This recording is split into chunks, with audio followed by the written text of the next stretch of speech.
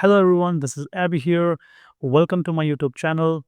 Today I'm going to share my personal experience of visiting Sri Lanka in late December 2025 with you. So I'll start this video by talking about things you should really know about. And first thing I'm going to start with website trap. When you want to book your railway seat reservation or visa or you want to buy a ticket for historical site, museum, online, you have to make sure the website you're visiting is an official website. So you can ensure this by checking if the domain is .gov.lk. For example, the official website for railway seat reservation is seatreservation.railway.gov.lk. Similarly, for booking visa, the official website is eta.gov.lk. If you're on any other website which doesn't have this domain, you most probably are on the website which is operated by a broker or an agency, or it's purely a scam. Pro tip, visa for Indians are absolutely free. So if you're on a website that is asking you to pay money, you are most probably facing a scam. Next thing I'm going to talk about is the middleman trap. Now, don't book your activities via Get Your Guide, Waiter, Klook, or any other third-party website because these are the middlemen. They have a huge commission, 10, 15%, maybe more than that. Why not call the operator directly and book an activity with them? You can find the operator numbers in Google, AI, or whatever is your preference, and just call them. And the best part is you don't have even have to pay them in advance. You can pay them after you are done with the activity. You will be surprised to know the difference in when you book your tickets from this middleman versus when you pay the operators directly. Only ideal situation I think you should go with this middleman is when your activity is very popular and it has to be booked well in advance. Maybe in that case, this middleman are a good option because they have a good refund policy. Next thing I want to talk about is a transportation strategy. Transportation is going to be your biggest expense after your hotel and flight bookings. So with the right strategy, you are going to save a lot of money.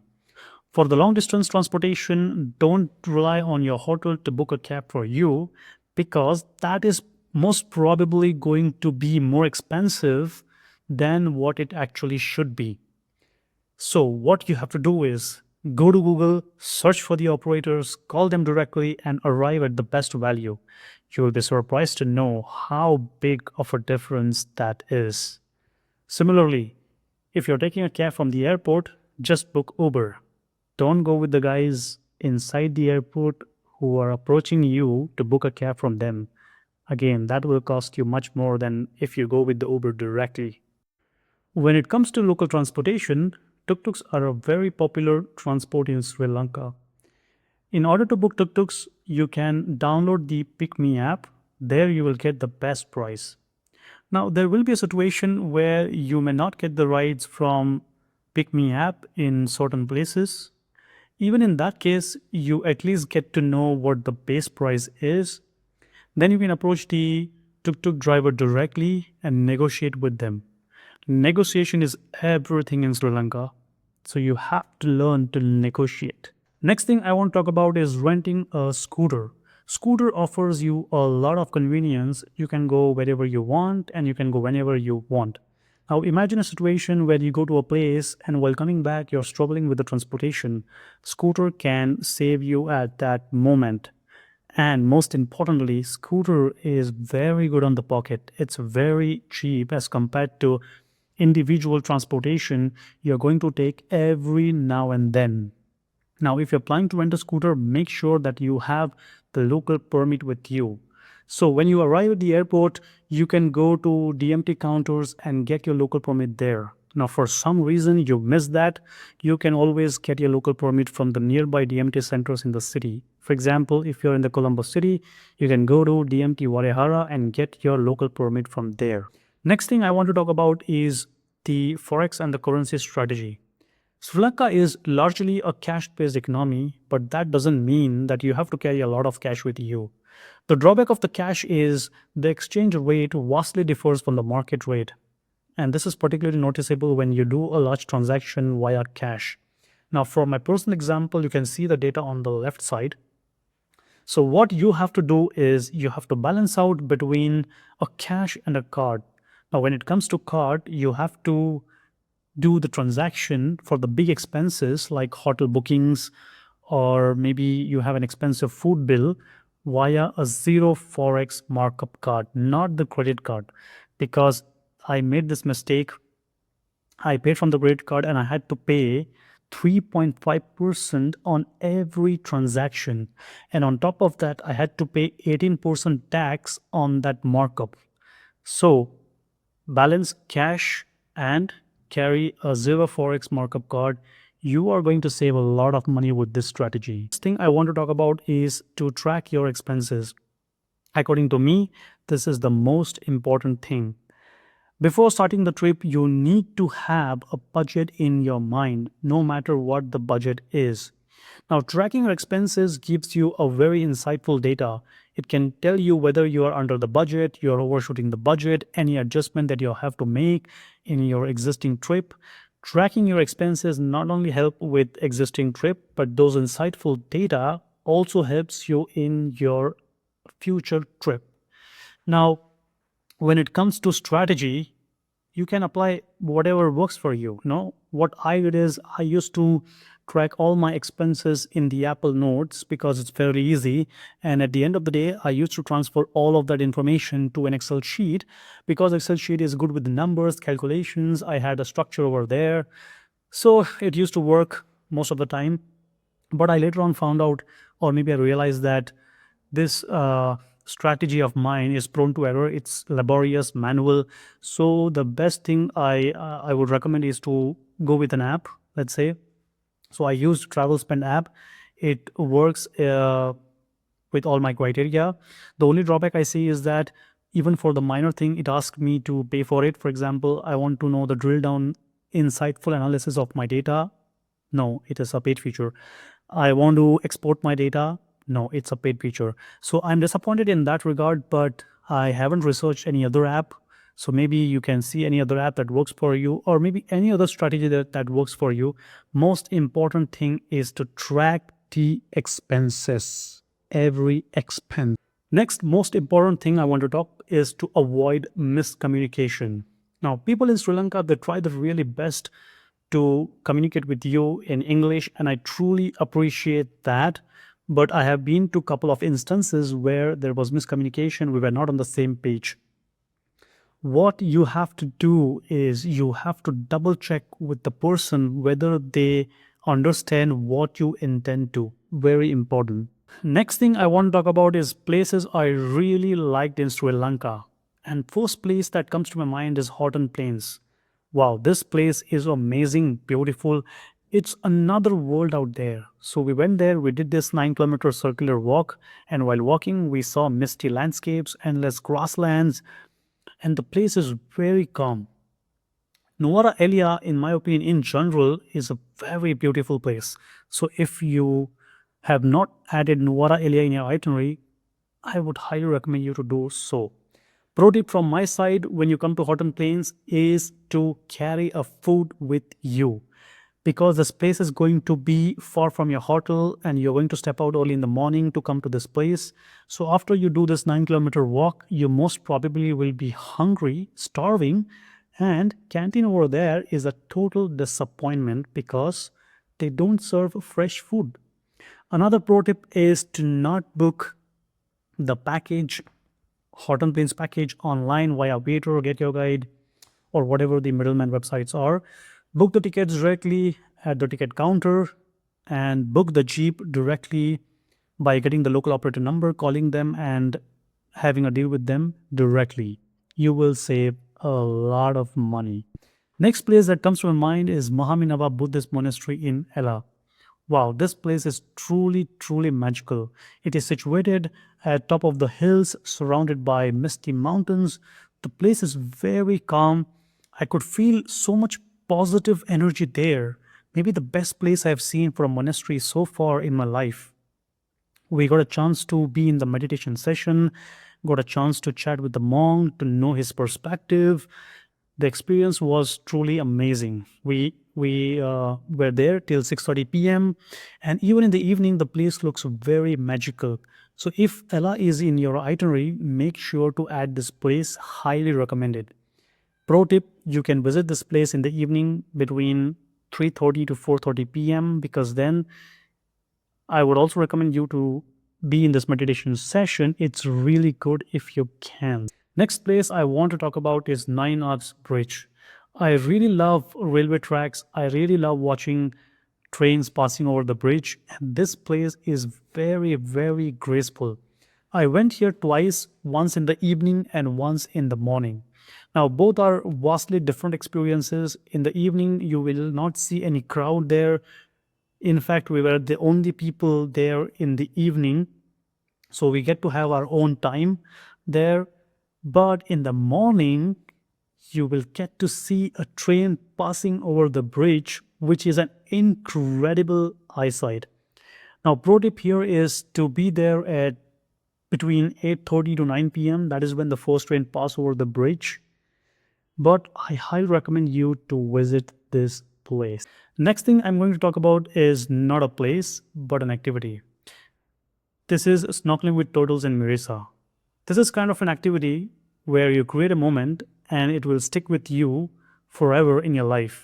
This is that kind of a moment. Now, this was my first snorkeling experience in my life, and it was an incredible experience because we swam alongside a turtle's family. The operator allowed us to touch and feed the turtles, so the experience was overall amazing. I got to know later that touching and feeding the turtles goes against the conservation environmental practices. So if you're doing this activity, be responsible, unlike me. But one thing I'm pretty sure is you're gonna love this activity for sure. Another activity I would highly suggest you to do is Kogala Lakeboat Safari in Ahangama. The boat ride itself was pretty awesome. We got to feed monkeys, which was a very unique experience. But the highlight of the tour was Cinnamon Island. So they took us to Cinnamon Island, where the locals demonstrated us how cinnamon are grown, processed, and they also offered a cinnamon tea. Now, watching local closely working with nature was a very rewarding and grounding experience for me. It was a truly impactful experience for me, comparing to the modern, fast-paced, superficial life that we live in. This was a truly awesome experience. Highly recommended.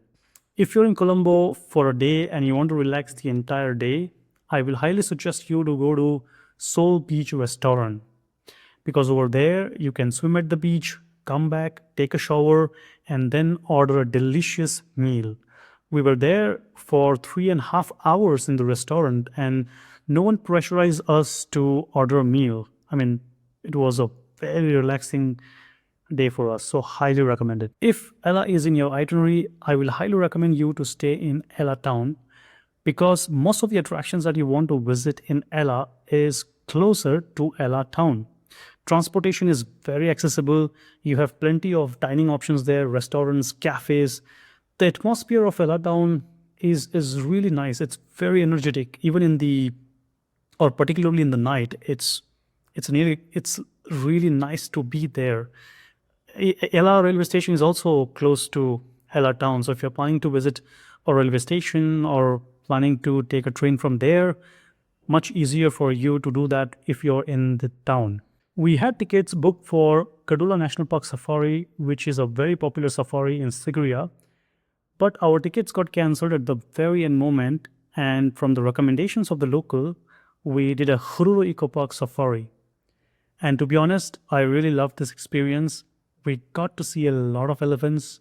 I got to stand in the jeep, took a 360-degree view of the entire place. So overall, the experience was amazing. So if for some reason you're not able to go to Kadula National Park Safari, you can always do a Hurulu Eco Park Safari. I'm pretty sure you won't get disappointed. Lions Rock. Now, climbing Lions Rock was an amazing experience, particularly when you reach at the top and you see the Pidurangala rock surrounded by the lush greenery. That's an amazing view. The only disappointment, in my opinion, was the ticket price.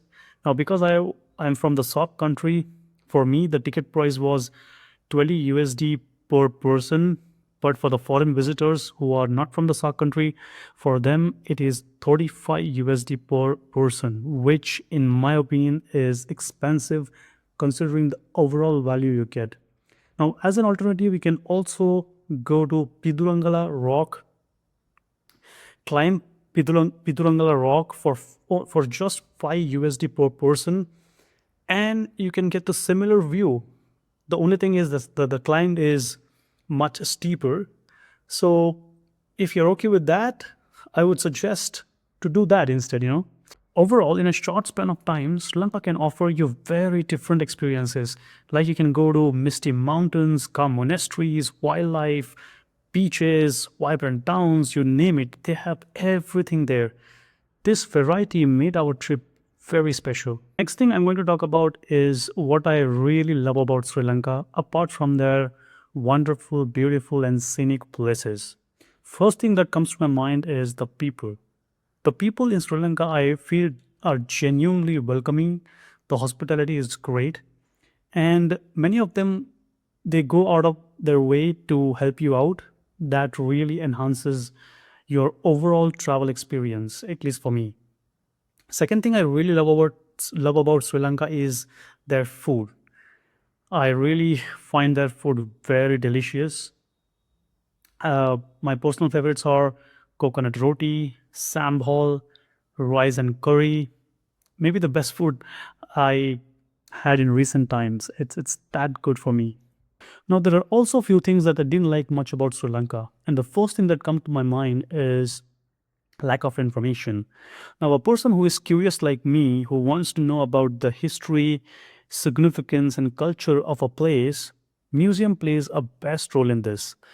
And sadly, the museums I went were a total disappointments. For example, I went to Horton Plains Museum and it was a big disappointment. Because, in my opinion, the role of a museum is to take you to a journey from start to end, explaining you about history, significance, and culture of a place. And sadly, this was not happening in any of the museum I went. In fact, there are also lack of information at cultural and historical sites. Let's take, for example, I went to this beautiful place, Mahaminava Buddhist Monastery, but I was very stunned that there is literally no information about this place, like how it started, what's the significance of it. None of that. Like, I even asked few of them, the locals over there, but there's no information at all. But okay, luckily we were in this meditation session and got a chance to meet a monk, and he sent us a WhatsApp link, and that link has all the information about the monastery. But that was it. A person who is not attending any of this session has no clue about this place whatsoever. Yeah, go to Wikipedia and read about it, but you're not going to find information about the place over there. So that's a big disappointment for me in general. Also, I went to Independence Square. Let's take an example of that. No information about Independence Square, how it started, and what's the significance of this place. Nothing, none. Another major disappointment for me in Sri Lanka was the civic sense and littering in public places. Now, this issue is much more worse in my country, India, than in Sri Lanka. But even in Sri Lanka, in few places, it was a total disappointment. For example, I have been to Gale Face Green, and I could see littering everywhere, even on the benches that we are supposed to sit. Uh, Another example I can give you is Nuwara Elia. Now, Nuwara Elia is such a beautiful place, but even there you could see like the plastic bottles being thrown like everywhere. You could see the trash cans. Now, this boils me down because Sri Lanka is such a beautiful country, right? It's our responsibility to keep it that way. So, if you are a tourist visiting Sri Lanka, please be mindful about it, and let's not litter in public places. Let's be a responsible citizen of this planet Earth. Another thing that was a letdown for me in Sri Lanka was the stray dogs. Now, this might not be concerning or bothering for many of the people, but for me, I just don't like it. I mean, We have the stray dogs issue in my home country as well. I mean, everywhere, maybe much worse than what we saw in Sri Lanka. But I just don't like it. So, for example, we were staying in this area which was near to historical sites in Sigiriya. While coming back in the night from the dinner, we could see the stray dogs barking, chasing us. So, kind of scary, you know.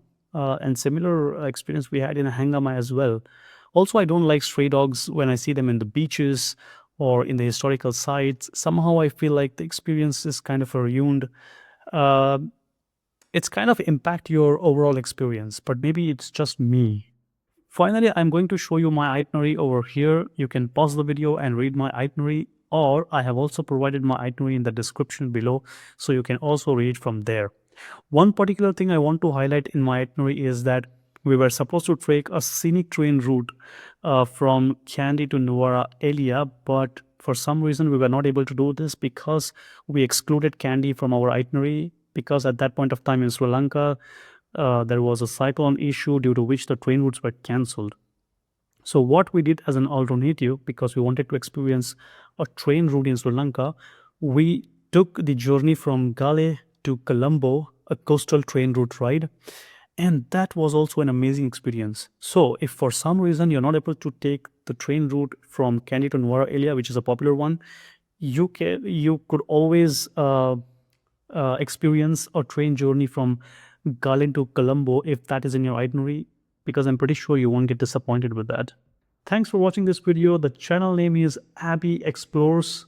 Over here, I like to explore things, understand them, and explain it to you. If you like the concept of this channel, you can subscribe to this channel to get the future videos. If you happen to like this video, why not click on the like button? And if you have any observation about this video, have anything to say about this video, please put that in the comments below. Thank you. I will